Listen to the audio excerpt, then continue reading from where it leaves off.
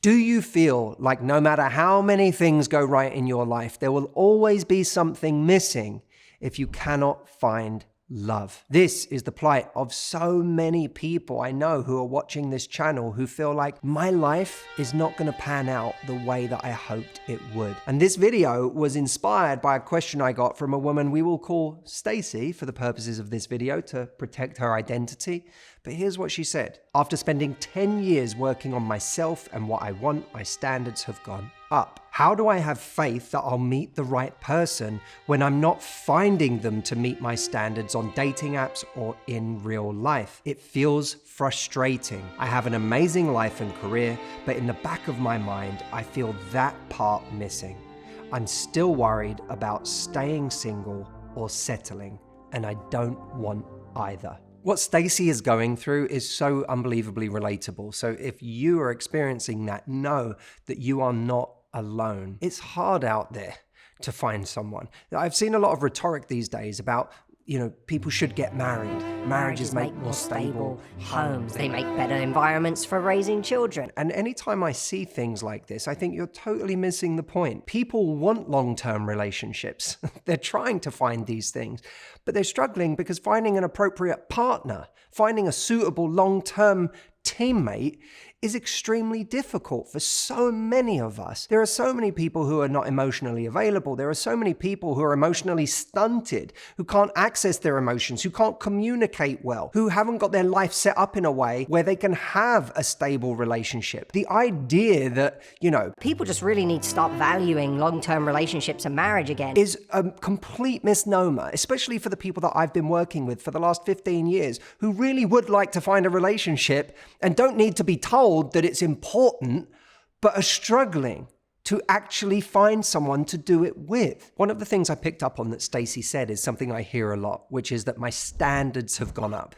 And a lot of people say this to me, my standards have gone up and now it's gotten much more difficult to meet someone. There's definitely areas where our standards go up in the right ways and we start to eliminate some of the wrong people. And that can make it feel like there's less choice, but really we've just eliminated the poor choices that we shouldn't have been entertaining in the first place. But sometimes we raise our standards in ways that actually hurt us. Let's talk, amidst all of these things that you can't control, about 3 things that you can control. The first mistake I see a lot of people making in love is valuing the wrong things in people. So we have really high standards about things that don't actually matter. I talk to many people who value the fact that someone seems to be doing very well for themselves, or they seem to have achieved a lot in their life, or they seem to have a lot of charisma. They seem to really own the room, or they're respected by lots of other people, or they're very in demand among lots of other people. The number of times I've spoken to someone who has told me, they have so many potential suitors. They have so many people chasing after them. As if that's a reason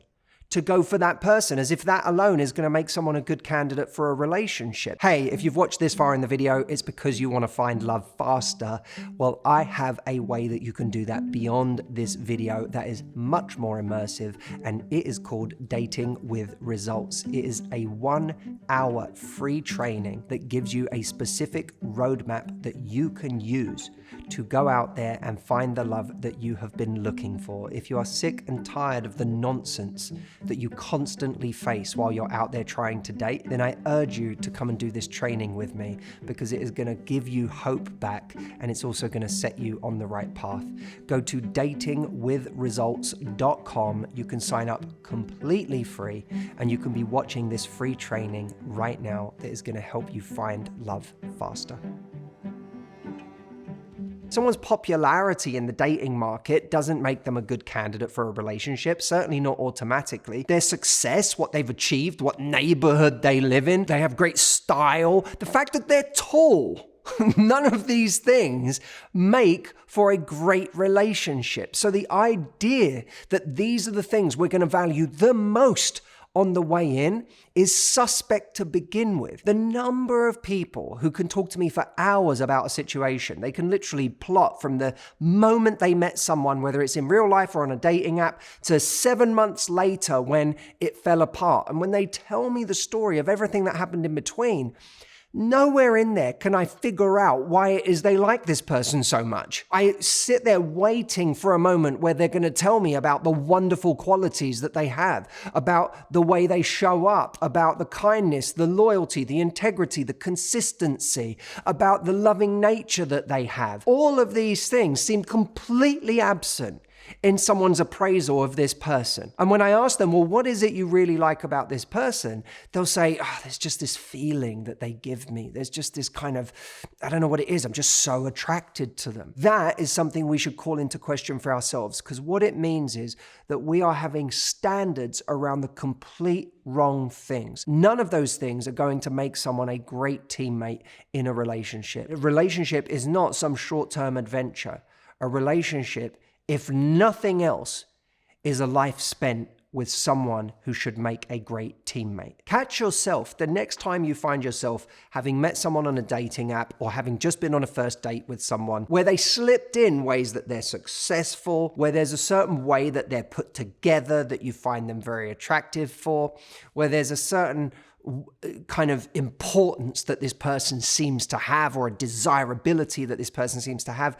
Catch yourself. If any of those things begin to make you either obsess about this person or go out of your way to try to please them, remind yourself, none of these things make this person a great candidate for a relationship. Number 2, while we have high standards about the wrong things, we tend to have really low standards, or in some cases, no standards at all, about the right things. Now, what are the right things? Well, firstly, they're good qualities to have in a relationship, like kindness, like someone who shows up for you, like someone who's a good communicator, like someone who's consistent. But it's more than that. It's, do I feel at home with this person? Do I feel I can really be myself with this person? Do I feel accepted? Does this person really get me? Do they understand me? These things are not common. And I have watched over the years as people describe to me the immense attraction they have for someone who clearly doesn't get them at all. That person may complain about them. Why do you need so much? You're too sensitive. They may not understand that person's desire for more time, more intimacy, for a relationship. This isn't someone who gets them. This isn't someone who understands their unique sense of humor. It's not someone who really understands where they come from or who they are as a person. And do you know how I know that? Because so many of the people I speak to who find themselves in this position of being attracted to someone who isn't trying don't actually show who they are to that person. They're too afraid to really open up to this person. They're too afraid to really share how they feel with this person. They're too afraid to be vulnerable with this person. They're more afraid with impressing this person. And when you're constantly worried about impressing someone, you're definitely not showing them who you really are. And if you're not showing them who you really are, you definitely don't know that they actually accept you, or that then they're not making you feel at home. You aren't someone that they understand or get. So ask yourself this: do I feel really attracted to someone, or do I feel really compatible with them? Because if all I feel is this immense attraction that seems to be intoxicating and take me over no matter how little they're giving me, then I'm once again valuing the wrong things. If I say, who am I truly compatible with, and where is my evidence for that, then we start to gravitate towards people who will actually make us feel great. And of course, one of the great elements of compatibility is someone who wants the same things you do. Number 3, we will find love faster if we stop basing our decisions on what other people think of who we're dating. Hey everyone, before you keep going with the video, I wanted to tell you that I have a brand new book called Love Life: How to Find Your Person, Raise Your Standards, and Live Happily No Matter What. It is a major evolution of my work.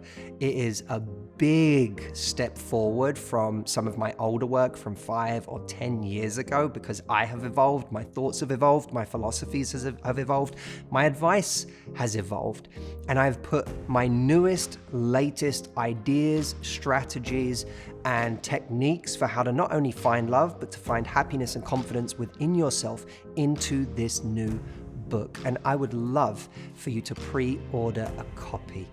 You can find it at lovelifebook.com. I'll leave a link here. And if you buy it now instead of when it comes out, you will be on the list for some really exciting bonuses that I'm giving only to people who pre-order at this early stage. You'll also be part of a specific launch group that I'm doing where we're going to share exciting news about the book, special things that other people don't get, and just a community of people that are going to be a part of this together that you only get access to by pre-ordering the book. So go grab a copy.